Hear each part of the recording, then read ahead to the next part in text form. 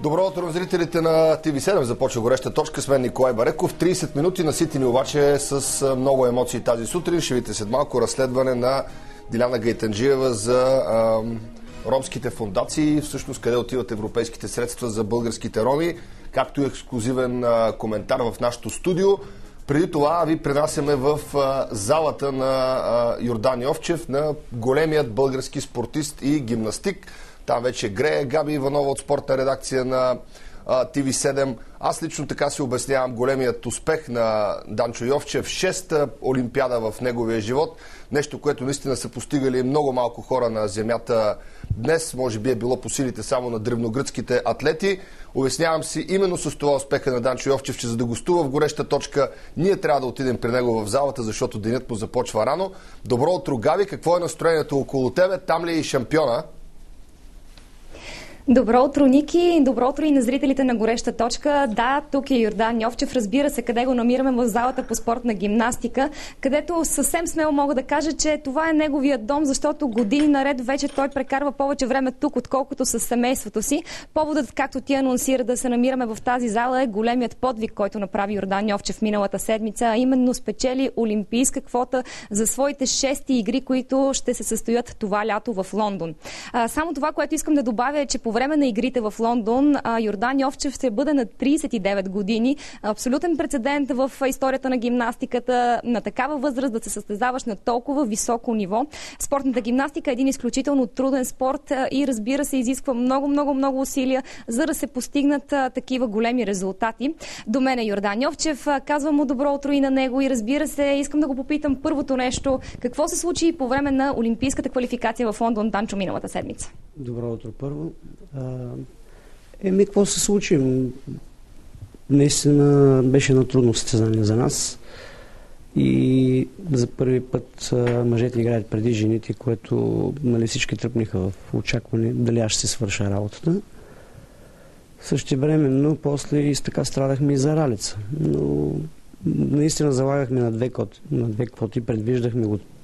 Това не беше желанието и се радвам, че труда, който положихме, не само аз, а екипа, с който работим и треньори, всички, които ни помагат, накрая имаше така добър отзив и успяхме. Данчо, честито и от мен искам да кажа. Габи, искам само аз да задам един-два въпроса, за да излезем от спорта. Понеже това не е спортна рубрика, гореща точка, много ми се иска да наблегнем на Йордан Йовчев като човек и най-вече и като мъж и като професионалист. Как на тези години, Данчо, успя да съхраниш така добре и стабилна твоята физика и психика, защото спорта, който ти тренираш, е много сложен. Той е много сложен от психическа гледна точка. С какво обясняваш твоето творческо дълголетие, да го нареча? Ники, не знам. Нямам точна рецепта, но никога не съм си представил и не съм го имал така в съзнанието, че трябва да участвам на 4, 5 или 6 олимпийски игри. Всяко едно състезание, което е идвало, съм се старал да се представя добре и да чакам следващото. А това, че така просто се случва, е по някакъв начин. Сменил съм доста треньори и може би от всеки съм взел нещо положително и имам така твърда база, ако смея да го твърда. Като съм взел от всеки по нещо, може би така и трябва да стане и съм имал и късмет.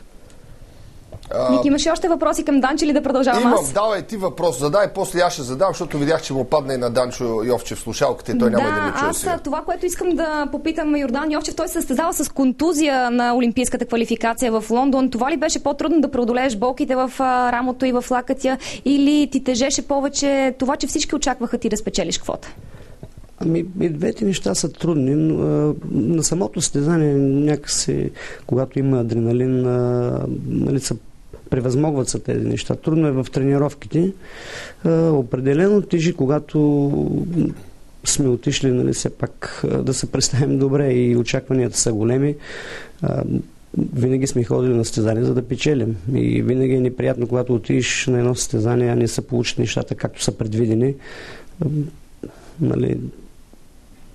Радвам се все пак, че успяхме и не искам да го тълкувам това, което можеше да се случи. Нали? Да отидем или аз да не взема, или Ралица Милева да не вземе, пък можеше и двамата да не взехме. Представихме се блестящо и наистина заслужено за труда, който сме положили. Един въпрос имам и аз сега към Данчо. Понеже така помна неговия голям подвиг от Олимпиадата в Атина и помна така начина, по който той беше ощетен от безобразно ощетен от подкупните съдии на Олимпиадата тогава. Всички разбраха после, що за страна се оказа Гърция и какво се случи. Демостенес Табакос тогава, мисля, че беше един грък, който беше незаслужено окичен със златото. А ние, българите, много често обвиняваме другите за своите неволи. Не сме постигнали кой знае какво в живота си. Много от нас, обаче, все другите са ни виновни. Държавата, властта, световната икономика, Дянков, Виденов и така нататък. Господин Йовчев, как вие, кажете на българския народ, преодоляхте това ощетяване във вашата кариера? Може би най-голямото, което се е случвало на Олимпийски игри през последните години, и въпреки всичко запазихте самочувствието си и желанието си и обичта си към вашия спорт. Ми запазих, защото нямах друг вариант. И просто по регламента, в който ние участвахме, ние подавахме и констатация, но там единствено аз не бях ощетен. В смисъл, че моята оценка, която според изиграването, което направих, беше напълно точна и реална. Нали, тук трябва да го разграничим, че аз не бях ощетен, а просто той беше човек, нали, гърка, на който му помогнаха повече. Така че аз не съм бил ощетен, но в крайна сметка резултата, когато погледнеш, и аз по-късно вече така реално си дадах преценка, че наистина връщане назад няма. Въпреки подадената констатация, разглеждането на съчетанието, което изиграх, тогава е напълно реално и заслужена оценка съм получил. Да. Просто този регламент аз не мога да... Единственият ми шанс е констатацията, която подаваме, да бъде разгледана моето съчетание, а не еди си, кой си човека Хикс, примерно е с незаслужена оценка. Имах предвид как запазва човек оптимизма си в такава ситуация, при положение, че ние като народ сме по-скоро така негативно настроен за бъдещето си народ. Като позитивен пример. Няма как да бъда негативно настроен, защото ние, което трябваше да направим, го направихме. Да се надяваме, че в Лондон няма да има такива ситуации и там справедливо ще бъдат оценени съперниците на Данчо Йовчев, не само неговата игра на халките. Това поне е... Със сигурност никой не отива, нали, с някакви очаквания, че ще бъде ощетен. Друг е въпросът, нали, как ще протече нашата подготовка и вече с каква голяма кошница отиваме на Олимпийските игри.